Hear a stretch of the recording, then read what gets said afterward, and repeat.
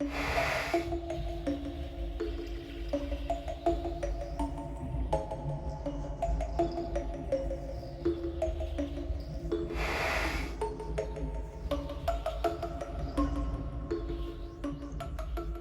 it's Miles here at Fabricana. I have an exciting project that we're going to be showing you to make today, and that is, as shown, this beautiful kind of chemise. Now please, for anyone who's looking for historical accuracy, this is not the video for you. We've done this as a really fun costume project. It could be used for, maybe you want to be a ghost who has kind of a historical look to it, or the lady of the lake, kind of creepy, a pirate. We're actually in the future going to be kind of tying in other elements. I don't want to give them away yet, you can find out later. It's a very simple thing. We haven't even hemmed ours, so it is meant to be a really quick project. I'm going to show you how to make the pattern. The pattern pieces are very simple. I'm going to show you how to do the sewing, how to apply the beautiful neck edge, how to apply elastic to the sleeves. So there's a lot of really good basic content if you're new to sewing. So please enjoy this video. If you are enjoying it, you can find lots of other content on our YouTube channel as well. So I invite you to please subscribe. As well, you can follow us on Facebook and Instagram. There's lots of fun content there. We try to cover all kinds of topics from sewing to crafting, quilting, knitting, home decor. So there's always lots of fun content coming your way. So please follow us at Fabricana. So let's talk about the materials that we're going to be using today. As usual, I always talk about the fabric first. Now, this fabric is not terribly exciting, but it will work for us. This is our broadcloth. It's a polyester and cotton blend, available in tons of colors on our website, fabricana.com. This might be a good fabric to start with. If you're looking at using kind of a more luxurious fabric later, maybe work on perfecting your pattern in a fabric like this. I hate to use that C word, cheap, but let's say that this is inexpensive and cheerful fabric. Something else that we will need, you'll need some paper to make just a pattern for the armholes. We're not making patterns for the whole thing. It's going to be a really fun process, but we will need some paper for that. Of course, we'll need some sewing pins, straight pins. I've got a coffee cup. You know, I've always got like a dinner plate or a side plate. This will be used for making our pattern. I have fabric scissors. I have paper scissors. Those are not interchangeable. I've got a straight edge I'll be using to make the pattern. I also have a pink pencil. It doesn't have to be pink, but it doesn't hurt. An eraser. I'm going to be using a rotary cutter in conjunction with the self-healing mat and the ruler. If you're not familiar with the rotary cutter, please, if you want to try one, make sure you watch, take a course or watch videos, lots of that, because it's very dangerous. It's a very sharp object. I have some tailor's chalk we'll be using to mark our pattern. I've got some extra wide double fold bias, and that's going to be used for the neck edge. I've got some cord that we're going to run through our neck edge, and I don't have it in front of me, but I actually also have some 1/4 inch elastic that we're going to be using to pull in the sleeve hems. My sewing machine is ready to go with some matching thread. I have my iron and ironing board. The iron's getting hot, so I think we're just about ready to start making our pattern. So as we said, we're going to start drafting a pattern for the armholes. This is going to be applied to the front and back pieces as well as the sleeve pieces. It'll be the same pattern piece, so it'll be really efficient. From the top of our piece of paper, we are going to measure down with our ruler 6 inches on the vertical. And then I'm just going to square that out to the middle of the paper, just a short line like that. And then I'm going to measure over 4 inches into the paper.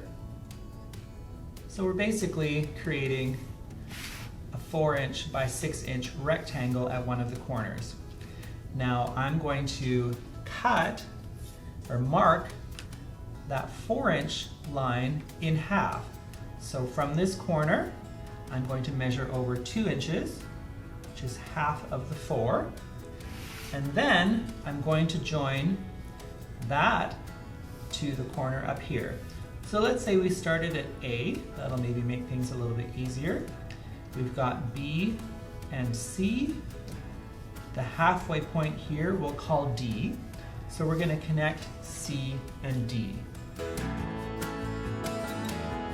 So I've connected those lines. So I've got kind of a straight line from the side, a diagonal line going up to C. Now, as you know, I'm always using practical items. Here's my coffee cup that I've got turned upside down, and I'm going to line up the edges of my cup with that line that connects C and D and that line that connects D and A. And I'm just going to draw a nice curve, filling that in. So that's essentially our pattern piece for the armhole. This is going to get cut away. I'll do that right now so you can see the finished pattern. So there we have our finished armhole. So as I mentioned before, our pattern pieces are going to start from rectangles. So I'm going to cut the rectangles for the front and back. Now my fabric is folded in half. This is a 45-inch wide broadcloth, and I'm going to use the whole width of the fabric as the length of the garment. So these finished selvages will become the top edge and hem of the front and back. And that'll save us, I'm trying to keep this simple. I'm probably going to use that expression a few times through the video of the KISS principle. We're going to keep it simple, sew-us. And if we don't have to finish our hems and top edge, all the better. So before we cut out the rectangles, I'm going to use my rotary cutter to do a nice clean edge cut. Now, of course, if you need to cut your edge and you don't have a rotary cutter, you can use the ruler, your fabric marker, and your fabric scissors. So once you have that nice clean edge on one side, we're going to cut what will end up being the width of the front and the back because our fabric is running the opposite direction. So from that cut edge, I'm going to measure over 34 inches. And my mat is nice and handy. It shows 34 inches here. So just in case you are using scissors, let's just do this one as an example with scissors. So like I said, I'm lining up the ruler at the 34-inch line. I have a nice fabric marker. Do another piece exactly the same. Like I said, the front and back are actually going to be exactly the same. I'm going to line up my ruler at the 34-inch line. I'll zip through that. So just like that, most of the front and back are cut. Now we need to cut out the sleeves. Now I'm going to cut out the width of the sleeves first, and then I will cut the length. So I will have some leftover fabric, but I'll save that and use it for another project in the future. Now these are going to be 27 inches wide by 28 inches long. As I said, the fabric is 45 inches wide, so we will be cutting down the length, but for the time being we're going to focus on the width, and that is 27 inches. And if I forgot to mention earlier, we are doing this for a pattern size 16, which corresponds to a 38-inch bust. So if you're kind of in that range, around 38 or so, these measurements will be perfect for you. If you're a little bit smaller, you might want to cut a little bit smaller. If you're a little bit bigger, go a little bit bigger. But just to let you know kind of where we started, we're working with a pattern size 16. These are very different. Don't forget, pattern sizes, different from store sizes. I think they're usually out by at least 2 sizes, so a size 16 pattern might correspond to about a size 10 in a store. Double check my width here. That is 27. So there is my second sleeve. So I think we're doing okay. I'm going to continue to cut the sleeves. This time we're going to cut the length. I am going to use that nice finished selvage as the hem for the sleeves. Save us a little bit of seam finishing in the future. So I folded my pattern piece in half so that I can cut through the whole thing more quickly and it all fits on my mat. So I'm going to line up the folded edge with one of the lines to know that it's straight. I've got my selvage lined up at the 0, and this is actually going to be 28 inches long. So while I'm lining this up, I know that we have had sometimes people asking me about what type of scissors we're using. These are actually some beautiful Kai brand. I believe they're made in Japan, stainless steel. So I do love these. I think they might be available on our in our stores and online. You can always double check there if you're interested in those scissors in particular. We'll do exactly the same process for the second sleeve. So I'm put those aside. I'm going to bring them back in just a moment to show you how to use our pattern to cut out the armholes. So as I mentioned before, the front and the back are the same. So I've taken one of those large pieces. I do have that finished selvage that we've kept on our pattern. I'm going to fold my pattern piece in half. So this is the cut edge now as the long edge, and the selvage is kind of that shorter edge. And we're going to go back to that pattern piece that we drafted. I know using white paper on white fabric is maybe not the best for you to be able to see, but we're basically going to line up the short edge of our pattern piece with the selvage, the short edge of our fabric, and the longer edge of our pattern piece with that cut edge, the longer edge of our pattern piece. I'm going to bring back my tailor's chalk. I'm going to mark that line. Yeah, that came through quite nicely. I'm going to take back my fabric scissors. I'm going to cut that out through both layers. If you'd like to use pins or weights at this point to kind of hold your fabric in place, please do so. So here we have, hopefully that fits in the frame. You can see this is our finished, the front and back will be exactly the same. So I'll repeat this for the other piece. I'm going to grab one of my sleeves. I'm going to do exactly the same thing. It's on a little bit smaller scale. And actually, we want to keep the selvage at the hem, and then the armhole happens at the top. So we've got our pattern piece folded in half, the selvage at the hem. These are our cut edges at the top and the side. We're going to place our pattern piece just like we did with the front and back pieces. We're going to trace out our armhole using our tailor's chalk. Here is our finished sleeve. I'll do the same thing for the other sleeve. I'm going to cut out the other armholes for the other front back piece, and then I'll be able to join you with the sewing machine. So before we can start sewing, we're going to pin our pattern pieces together. So here we have, it's either the front or the back, it doesn't matter, they're exactly the same. I've got it opened out. I'm going to take one of the sleeve pieces. Now if your fabric has a right and a wrong side, make sure that the right sides are facing each other.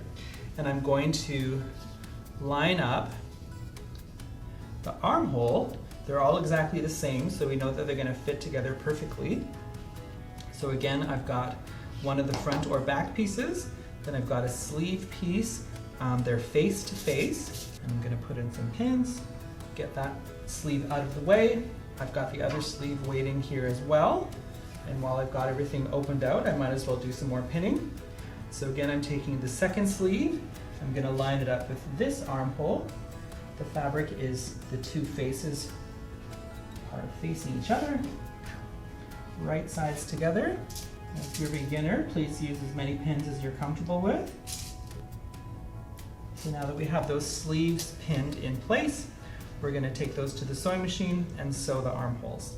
So here we have one of the armholes, it's all pinned in place. I'm going to sew with a 1/2 inch seam allowance. So it's 5/8 or 1/2 inch. On the sewing machine, I'm going to remove the pins as I go.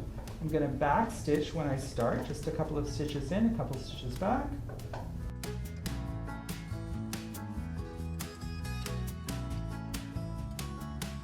So take your time around this curved edge.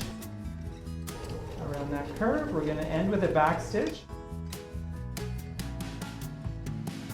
The next thing we're going to do is, because we've got this raw edge, we are going to zigzag that just so it doesn't fray out on us. So I'm going to select the zigzag stitch, and I'm just taking the two seam allowances, those raw edges, and I'm zigzagging them together. So no need for a serger. We're not taking the time to do any fancy French seams or anything. It's just a costume, so a zigzag will do. There we have one finished armhole. We have 3 more to go. So basically we need to pin the other side of the sleeve to the other main body piece, just like we did the first time, so that we can do all 4 armhole seams. So let's just check in where we're at. I have finished doing all of the armhole seams on the front and back for the left and right sleeves. I have everything kind of turned inside out right now, which is why you can see all the seams. So just to show you what this kind of looks like at this point, it's huge. It will be gathered in and nice and voluminous, which is what we want. So now that we've gotten this far, we can sew our side seam and underarm seam, and we're going to do it all in one go. I should let you know, I've also, because we zigzag our seam allowances together, I pressed those seam allowances to one side. It doesn't really matter which side you press them to, as long as they're all kind of going the same. So I'm going to take from the hem, I'm going to put a few pins in the side seam. At the underarm, I've actually got the seam allowances both kind of pressing the same direction. I'm going to take one of those seam allowances and push it the other way, just to reduce the amount of bulk in one area, so we're not stitching through quite so many layers at the underarm. And I'm going to pin those in place to remind me that I've done that. And then we're going to continue putting pins down the underarm seam. I'm going to repeat this for the other side, for the other sleeve and the other side seam. And then we can sew this seam at the sewing machine. We're going to follow the same process we did for the armholes, and that is just to do a straight stitch and then finish those raw edges with a zigzag. I'll just kind of run through that quickly, and then I can move on to show you the next step. All right, so here we have our big garment again. Now we have finished the sewing the side seam and the underarm. We've done the straight stitch plus the zigzag, so everything is finished for us. Now let's deal with this neckline. It seems a little bit big for my neck. So what we need to do, we're going to take that extra wide double fold bias tape that we mentioned earlier on in the video. And what that is a bias tape, means it's been cut on the diagonal, so it has kind of a natural give to kind of go around the curve of the body. Now we actually don't need it double folded. We are just going to kind of unfold it so that we have one fold, and then the raw edges are going to be lined up together. What I also need to do is, once I've kind of pressed that, we're going to bring it to the ironing board and just press it flat. I'm going to be folding back the raw edge about 1/2 inch, and we're going to sew that flat so that we can run the cord through nice and easily without the cord getting caught in the little lip here. So just to kind of give you an idea, once we've got that kind of prepared, we're going to be stitching it from the center front of our garment all the way around the neck edge, and then coming back to the center front, where we're going to adjust the length of this tape so that it meets perfectly in the middle, and then we can run the cord through that will pull everything into the body. So I hope that's pretty clear. So I'm just going to run over to the ironing board. I'm going to press my tape flat just in half once, and then I'll meet you at the sewing machine to do that little bit of stitching to keep that lip flat, and then we can start applying it to the top neck edge. So I'm back from the ironing board. I've got what used to be a double folded tape, now just single folded, pressed in half I should say. I'm going to open it out all the way, and I'm just going to take the edge of the tape, fold it back, and I'm going to stitch that down. And like I said before, this will just make it much easier to run the cord through the tape. I'm going to set to a straight stitch, would be a good start. So now, like I said, we're going to be kind of starting the tape at the center front neck edge. So I'm going to take what will now be definitely the front. The front and the back were exactly the same before, but now this will definitely be the front. And I'm going to bring the two armhole seams together, fold that front neck edge in half to find the center front. I'm just going to take a pin, and I'm going to mark where that center front point is, so then I can open out that neck edge. Now make sure that you're sewing with the right side of the fabric facing up. As you can see here, the seam allowance is on the underside, so this is the face of the garment, which is what we're going to be stitching our tape to. So I'm taking that end of the tape that I've finished the edge, I'm folding it back in half, and I'm going to line up this kind of end of the tape, folded edge, exactly with the center front pin that I have now. And I'm going to sew with about a 3/8 of an inch seam allowance, just a small seam allowance. Using a straight stitch, I'm going to start with a back stitch, and I'm going to continue sewing this all the way around that front neck edge.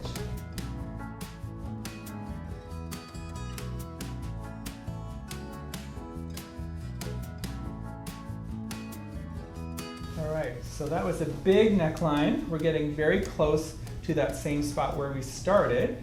So I'm going to continue sewing. I'm going to be able to mark where I can cut the binding, and then we'll stop sewing and we'll do the exact same little trick that we did at the start, where we're going to stitch that back. So definitely leave yourself from that center front point a seam allowance to fold back of about a 1/2 inch or so. So I've trimmed that off. So while I've still got it at the machine, I'm just going to fold that edge back so that I know the length is perfectly lined up to meet the center front. There we go. So I'm just going to kind of press that with my fingers. I'm going to sew right off the edge of my work.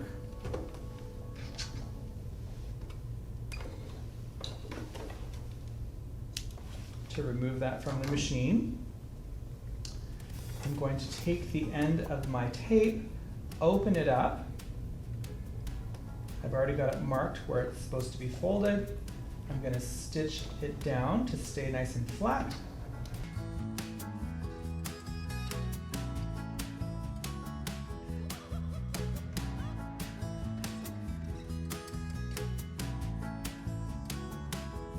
Get it all lined up again so I can finish sewing the rest of that neck edge.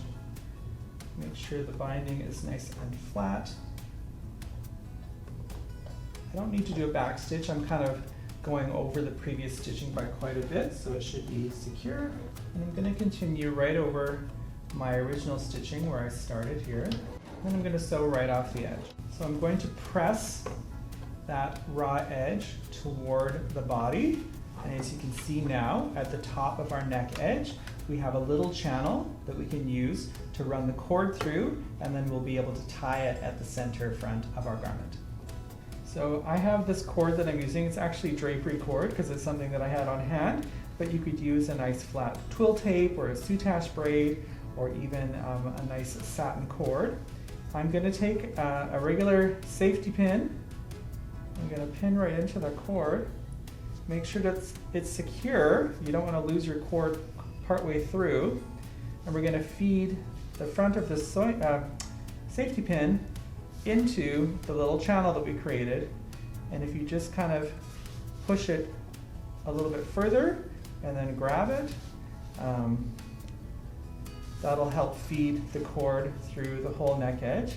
This will take a bit of doing. It's a very large neck edge, but it soon will not be, because this cord will help cinch it in. You'll kind of see what's going to happen here is once we've got it all the way through, we'll pull on the cord and it'll kind of create a gathered edge.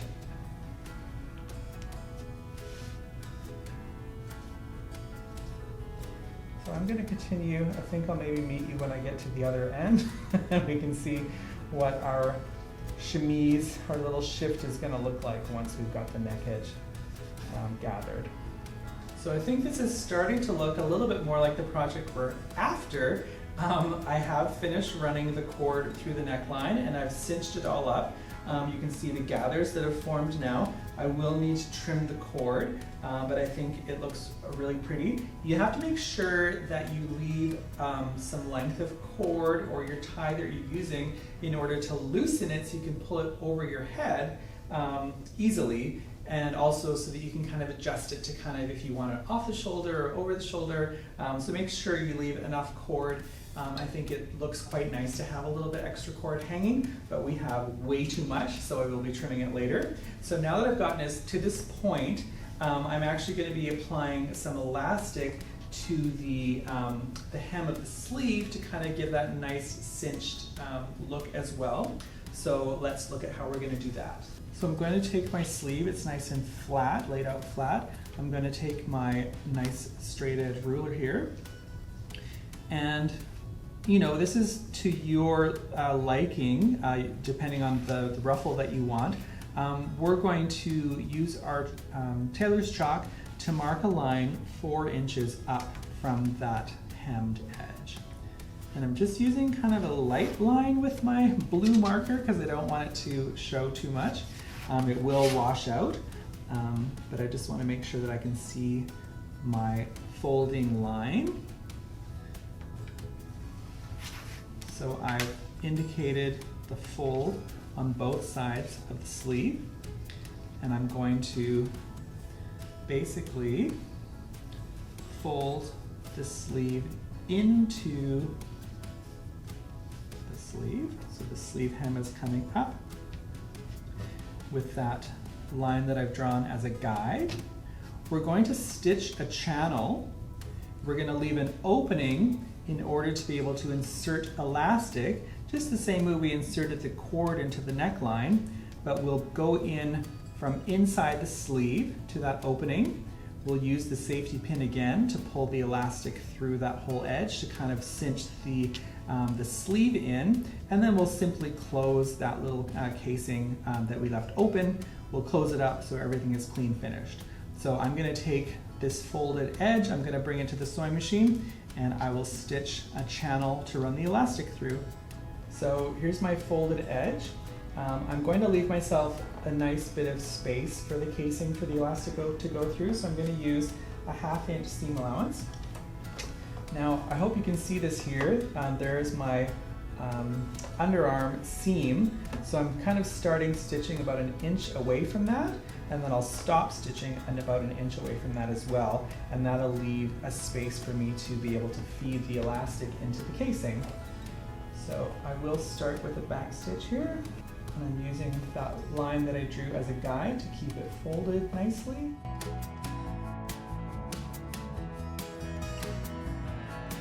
So here I've arrived back at that underarm seam again, and I said that we would sew till about 1 inch away from there, so I will do that.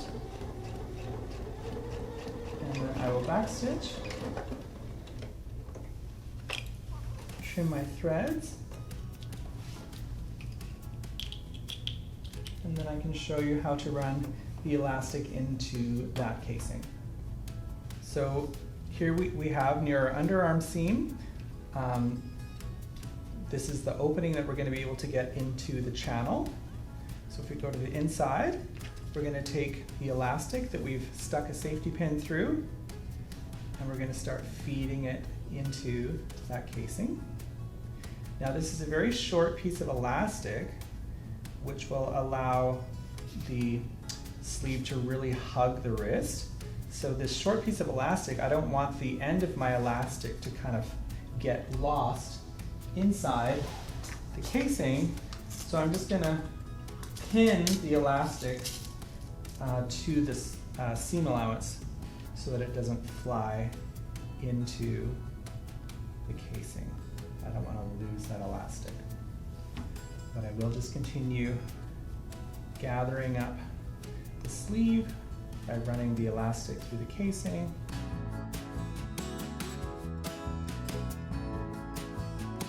This will give a really cool ruffled effect to the hem of the sleeve.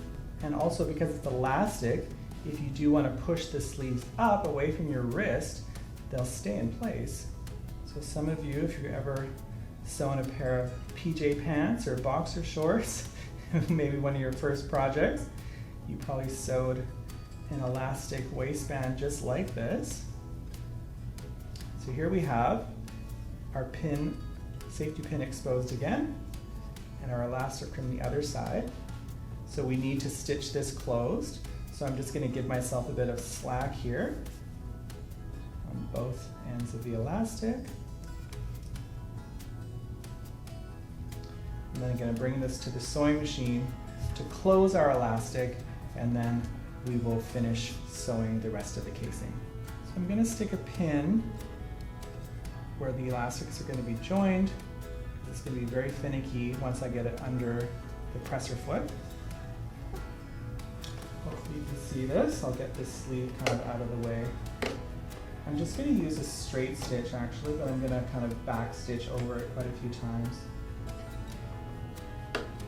Sleeve out of the way. Just going to get the needle in there before I remove the pin.